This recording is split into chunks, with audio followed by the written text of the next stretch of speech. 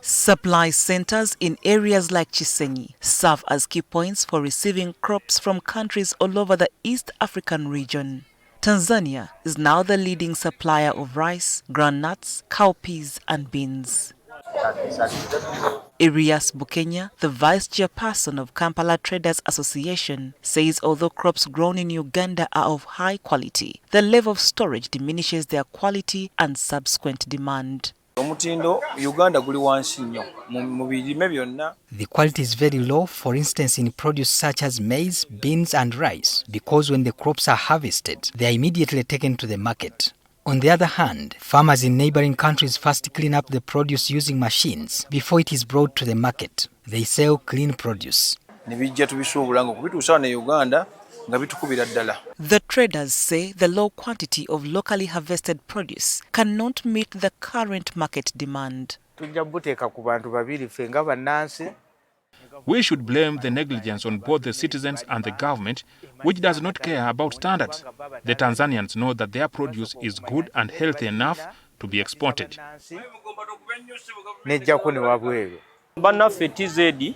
The Tanzanians bring clean beans and maize. However, a Ugandan farmer comes to the market with dirty bins full of grass, soil and stones. Frank Mugabe, the spokesperson of the National Agriculture Research Organization, NARO, says the influx of foreign produce on the market stems from a liberal market policy that allows farmers to compete freely. These do not point to a reduction in production in our country, no. When we held the African Union Conference on Agriculture in January here, President Yoweri Museveni said clearly that some people had asked him to block rice from Tanzania from coming into Uganda. And he said he refused that idea because he said, let competition sort that issue. However, Robert Tuliakira, the director of the African Green Health Network, attributes the problem to Uganda's soils losing their fertility. In this triple planetary crisis is what called biodiversity loss.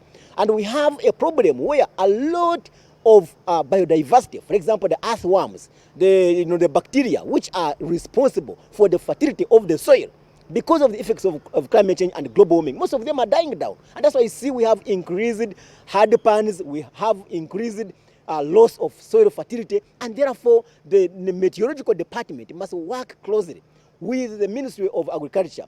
He calls on the government to prioritize indigenous crops so that local farmers can benefit from farming. We have been grappling with issues of GMOs, the genetically modified organisms, where most of these crops have found themselves on the market. And we have been urging government to be deliberate and focus on what we call indigenous species, the seeds which actually our mothers are growing on the market. So we need to be able to see that we protect deliberately. We must deliberately protect our farmers. First of all, ensure that there is access to the market. Because if you allow, this floodgate of the foodstuffs from outside Uganda, then you are going to have a problem where now people will say, instead of now going to do agriculture, let us all import. Problem is, we have some unschooled plus people on the market who take advantage of people's ignorance and sell them seeds that are not of quality because they want to make quick money. Tuliakira adds that the heavy reliance on pesticide and herbicides, some of which are counterfeit products, has exposed consumers to serious health threats. These are actually also contributing to the decline in the soil fertility. Therefore, we must be deliberate in using what we call nature-based solutions, for example, using of mulching, for example, using a mixed farming to see that we use a crop rotation so that we can be able to restore the fertility of our soils. We have had an infiltration of various types of pesticides on the market.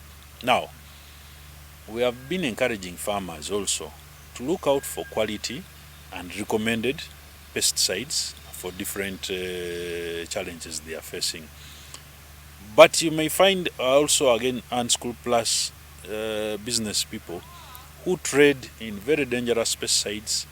Some of them are not dangerous, they put them on the market, but the way they use the pesticide turns out to be dangerous because these pesticides have a way you're supposed to use them. When NTV asked Mugabe about the future of farming in Uganda, this is what he had to say. I see our agriculture sector booming. Because, like I've said, if you look at the investment now, is increasing drastically in agriculture. Government has now put focus on the entire value chain. Research facilities are going to be improved. The laboratories are going to be improved. We are going to buy more machinery for value addition. We are going to look out for more markets.